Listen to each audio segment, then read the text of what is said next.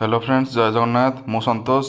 Welcome to my YouTube channel learn with Santosh. तो friends, आज हम देखिबा जीरो डिस्क्रिमिनेशन डे बा शून्य भेदभाव दिवस मार्च 1 तारिख रे पालन करा जाए। ता विषय आम किसी आज जानिबा तथ्य।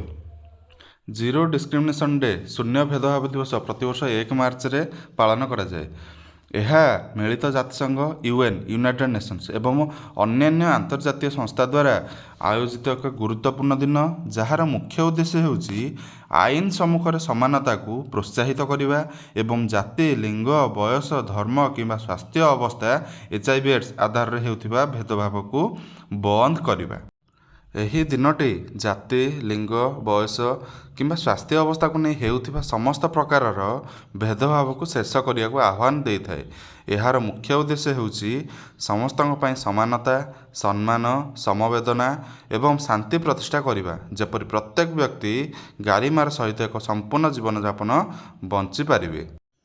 ଏହି ଚଳିତ ବର୍ଷ 2026 ଶୂନ୍ୟ ଭେଦଭାବ ଦିବସ ବା ଜିରୋ ଡିସ୍କ୍ରିମିନେସନ୍ ଡେ ଅବସରରେ ଜୀବନ ବଞ୍ଚାଅ, ଅପରାଧ ମୁକ୍ତ କର, ସେଭ୍ ଲାଇଫ୍ସ, ଡିକ୍ରିମିନାଲାଇଜ୍ ନାରା ସହ ଅନଏଡ୍ସ ସ୍ପଷ୍ଟ କରିଛି ଯେ HIV ସହ ବଞ୍ଚୁଥିବା ବ୍ୟକ୍ତି ଏବଂ ପ୍ରଭାବିତ ଗୋଷ୍ଠୀଙ୍କୁ ଆଇନଗତ ଭୟରୁ ମୁକ୍ତ କରିବା ଡିକ୍ରିମିନାଲାଇଜେସନ୍ ଦ୍ୱାରା ଅନେକ ଜୀବନ ବଞ୍ଚିପାରିବ ଏବଂ ଏଡ୍ସ ମହାମାରୀର ଅନ୍ତ ଘଟାଇବାରେ ସାହାଯ୍ୟ ମିଳିବ।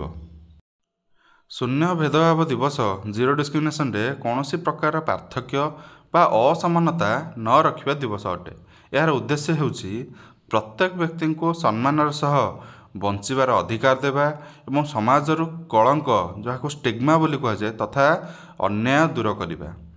ଏହି ଶୂନ୍ୟ ଭେଦଭାବ ଦିବସର ପ୍ରତୀକ ହେଉଛି ଏକ ପ୍ରଜାପତି ବଟରଫ୍ଲାଏ, ଯାହା ପରିବର୍ତ୍ତନକୁ ସୂଚିତ କରିଥାଏ। ଏହାର ମୁଖ୍ୟ ବିଷୟବସ୍ତୁ ହେଉଛି ବୈବିଧ୍ୟକୁ ସ୍ୱୀକାର କରିବା, ସହାନୁଭୂତି ଦେଖାଇବା ଏବଂ ସମସ୍ତଙ୍କ ପାଇଁ ସମାନତା ନିଶ୍ଚିତ କରିବା। ତ ଫ୍ରେଣ୍ଡସ୍, ଆଜିର ଭିଡ଼ିଓଟି କେମିତି ଲାଗିଲା? ଭଲ ଲାଗିଥିଲେ ନିଶ୍ଚିତ ଭାବରେ ଲାଇକ୍, ସେୟାର ଆଣ୍ଡ ସବସ୍କ୍ରାଇବ୍ କରିବେ ମୋର channel learn with Santosh. Thank you.